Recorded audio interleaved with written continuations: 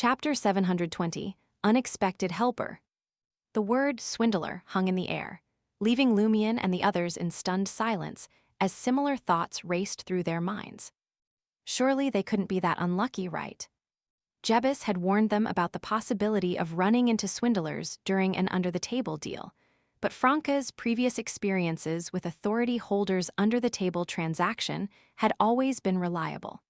Plus, the blood gold ring had been accepted this time around. If Lumion hadn't been personally overseeing the transaction, he would have used the Eye of Calamity to assess the likelihood of it being finalized and look for ways to interfere. But for now, the four of them had no choice but to wait patiently. Hidden behind the dark, watery light, they watched the scene unfolding in the study through the glass mirror.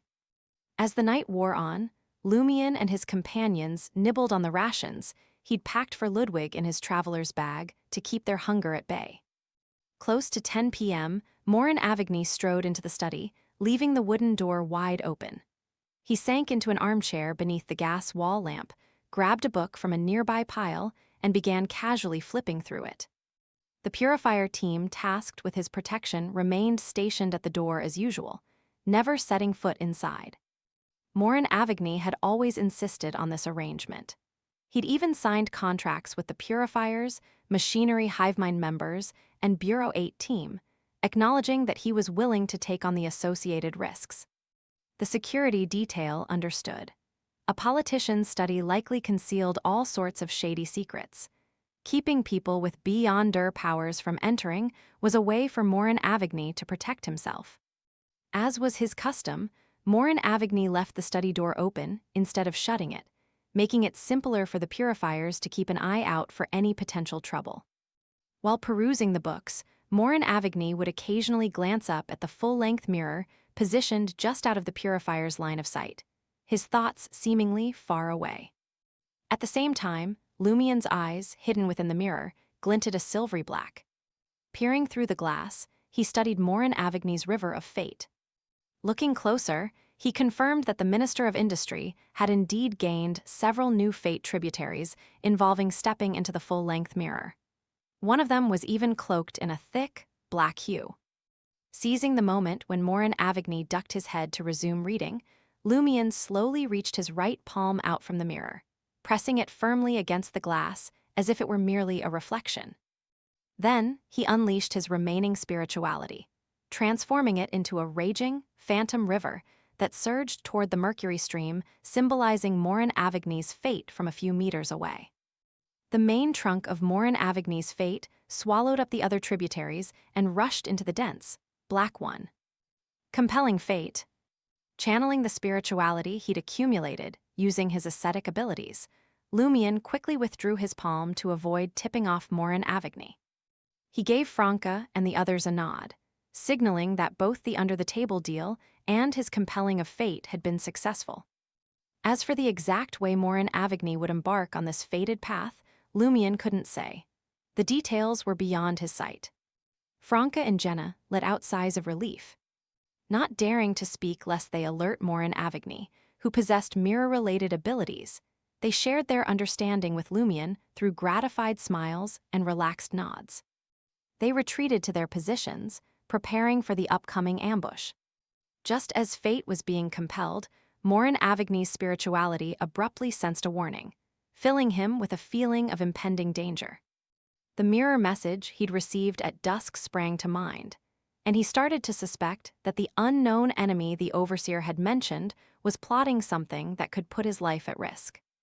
Unable to resist, Morin Avigny glanced at the full-length mirror once more, debating whether to flee into it and abandon this place before the purifiers had a chance to react. He yearned to shed his current identity and vanish completely from the hidden enemy's radar. Fighting back his impulses, he turned his head to look at the purifiers standing guard at the door. There could be a trap lurking behind the mirror. His best bet was to pray that the official Beyonders would be able to shield him. "This is Trier, and I'm a minister of the country." Right then, his valet appeared at the door, carrying a glass of warm milk. Drinking warm milk before showering and brushing his teeth was part of Morin Avigny's nightly routine to help him sleep. The purifiers carried out their standard checks, before permitting the valet to enter the study. "Your milk, sir," the valet said deferentially, extending a white porcelain cup brimming with the liquid. Morin Avigny had made immense contributions to Inti's industrial growth and had been awarded the Legion of Honor Medal, earning him the rank of knight. Nodding his head slightly, Morin Avigny reached out his right hand to accept the glass. All of a sudden, he noticed his valet's eyes cloud over, an indescribable agony lurking in their depths. A heartbeat later, the valet's mouth flew open and he vomited. What he spat out was a solid, writhing chunk of blood-colored flesh, hurled directly at Morin Avigny. The flesh swiftly ballooned, morphing into a cloak of flesh and blood that wrapped around Morin Avigny. It wriggled inward, seemingly trying to force its way into the Minister of Industry's body. In the mirror, Lumion was stunned. This aura... It's Mr. K. Why had he shown up out of nowhere to try to assassinate Morin Avigny? With a sharp crack, Morin Avigny cocooned in the flesh end. Blood Cloak transformed into a mirror and shattered. Nearly simultaneously, the purifiers at the door sprang into action. A column of pure light wreathed in flames plummeted from the sky, bathing the cloak and causing it to visibly start melting. Witnessing this, Morin Avigny spun around without hesitation and lunged at the mirror nearest to him. He had already revealed mirror substitution to the purifiers. Short of eliminating every witness without a trace, he would undoubtedly face intense scrutiny later on and lose the protection of the contract. His only option was to take advantage of this chance to escape through the mirror world, while the purifiers tangled with the assassin. As he watched Morin Avigny's figure loom larger and nearer to the full-length mirror, a thought abruptly struck Lumion. Could this be fate? He instantly retreated and disappeared. A moment later, Morin Avigny's figure passed through the mirror, emerging behind the hazy, shadowy, and nearly vacant-looking glass. The purifiers outside were shocked to see this.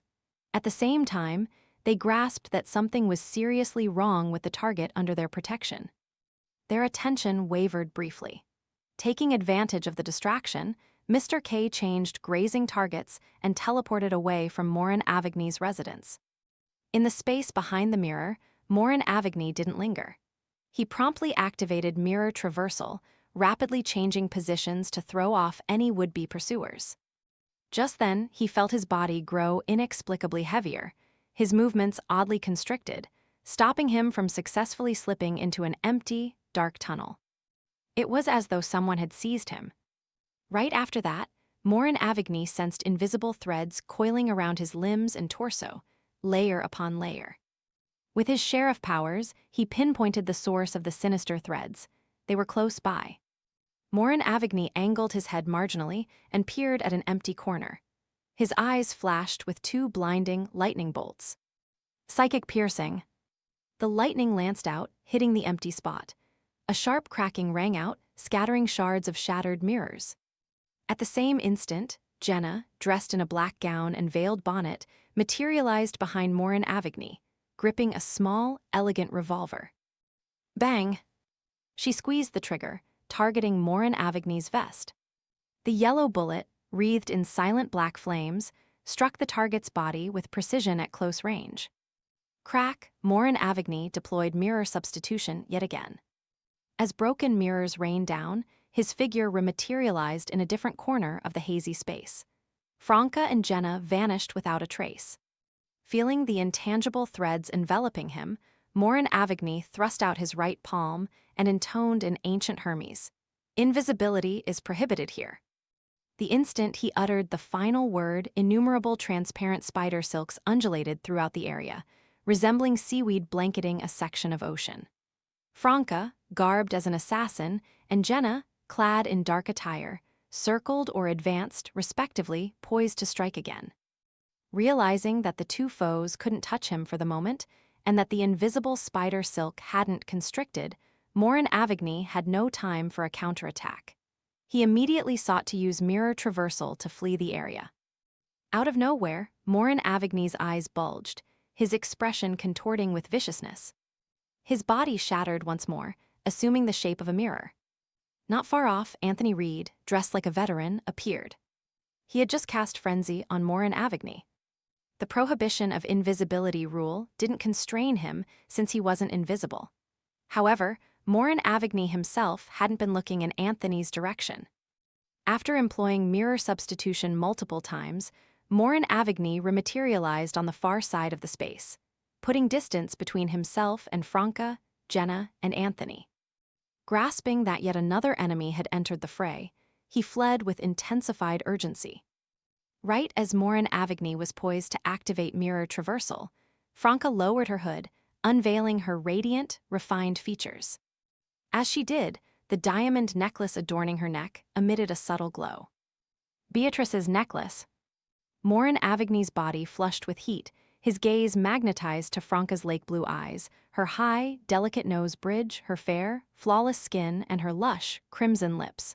For an instant, his desire to escape slipped his mind. The activation of Beatrice's necklace didn't pose a direct threat to Morin Avigny's life, so it failed to trigger mirror substitution. Morin Avigny lacked the time to deploy it himself. His cravings had already swelled beyond his control.